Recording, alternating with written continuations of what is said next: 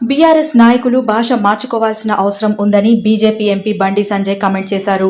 ఒక రాష్ట్రానికి సీఎం అంటే ఎంతో గౌరవం ఉన్న పదవిలో ఉన్న వ్యక్తి అని, అలాంటి పదవిలో ఉన్న వ్యక్తిని కించపరచడం వారి అహంకారానికి నిదర్శనమని, అలాంటిది సీఎంని చెప్పుతో కొడతా అనడం కరెక్ట్ కాదని, అధికారంలో ఏ పార్టీ ఉన్నా రాజకీయాలకు అతీతంగా ఒక సీఎంని దుర్భాషలాడడం సరికాదన్నారు. కానీ ముఖ్యమంత్రి స్థాయిలో ఉన్నటువంటి ఒక వ్యక్తిని బీఆర్ఎస్ పార్టీ నాయకుడు చెప్పుతో కొడతా అనడము ఇది ఇంతకంటే సిగ్గుచేటి కూడా కాదు. ఇది పూర్తిగా వాళ్ళ అహంకారాన్ని బీఆర్ఎస్ పార్టీ ఆ నాయకత్వం యొక్క ఆ కుటుంబంతో పాటు ఆ నాయకులకు అహంకారమైనటువంటి భావజాలాన్ని బయటకు వస్తుంది.